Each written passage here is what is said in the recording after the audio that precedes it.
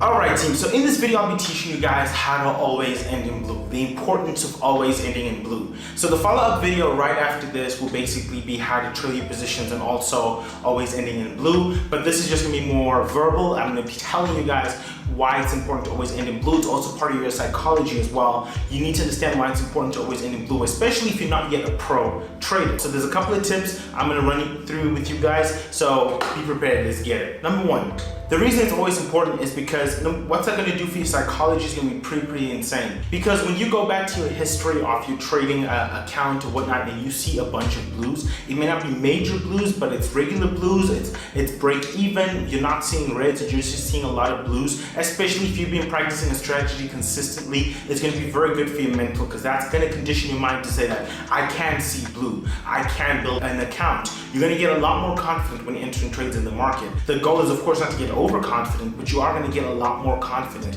when entering trades in the market, and this is very, very important. And what I mean by always ending in blue is, say you have a $100 account, right? Let's just say, not for risk to reward ratio's sake, but off this trade you're trying to make $100, right? Now what you got to do is, say you're up $20. What I mean is, if you're up $20, that's still a little too close. That's still a little too close to start securing any partial profits. That's still a little close to move SL to break even. It's still very, very close, only being $20 up. But say you reach $40, then it's important to have your SL at break even or move it into profit. And then no matter what happens right afterwards, even if price does go back to your break even point, or even if price does go back to hit your SL in profit, say your SL was at $20, right? So it's like 20 pips into it, or 20 points if you're in US 30 and NAS 100. Say it's just going back to hit the $20 mark, you've still made profit for the day, right? And what this is going to be teaching you basically, it's not about holding for the SL, for the TP. It's about making sure you always secure profit as you see it and as it comes. Because let's be honest, $40 is going to be pretty good, especially if your account only allows you to make $40 off certain trades, right? So $40 is going to be pretty good. You're always risking right and in accordance to what your account is. So say you're aiming for $1,000 and you're up $400. That SL has to be at $200, right?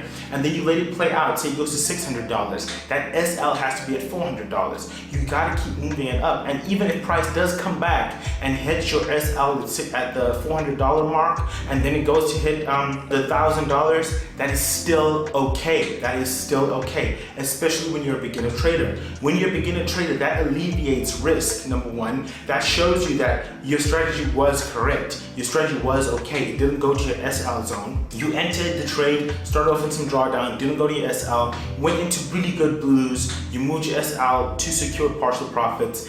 Price went back to hit your SL, you only secured 50% of it, then it went back to hit the take profit area. You won't be mad, and here's why you won't be mad. If you try to hit your take profits every single time, you're always going to be on some, if it doesn't hit my take profit, this is not a successful trade, and that is not the case at all.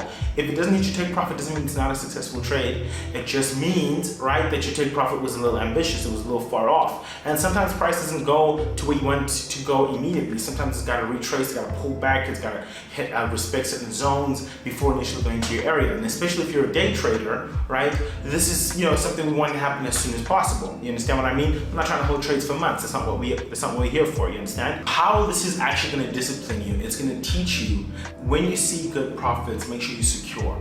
It's going to teach you to not be too greedy, because sometimes when we take profits, they're unrealistic.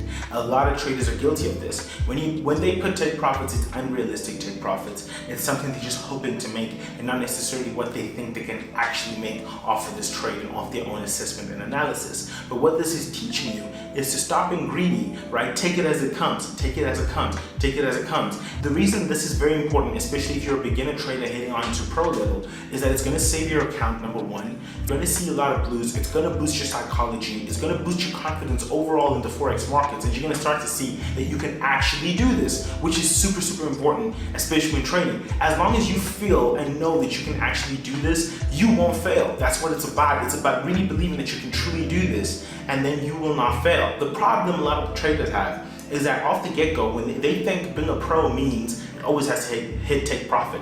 That's not what being a pro means. Being a pro means assessing a trade as it's happening, right? We have the areas that we deem it's going to go based upon our own analysis, right? But off a certain area, when we're up a certain amount of profit, you best believe that SL is taken out of place. That SL is definitely not still in the negatives. That SL is either at break even or it's in deep blue, or we've secured partial profits and we left a couple of positions open. The next video will explain with the visual example as well as to what I mean when I say always secure your always end in blue. It's very, very important. Best believe when I'm up, if you see me up, right, like $30,000 off a major trade that I took, because for me $30,000 is a mega trade. It is a mega trade, right? $30,000 is a mega trade. I usually make about $9,000 to $12,000 per trade that I do take. So $30,000 is a pretty massive trade for me. Now when I take that, best believe when I show you, when I record a reel or whatnot, my SL is deep in blue. So even if price retraced and hit all my SLs, I'm out with about $20,000, which is still really, really good. Just because I didn't take 30, I took home 20.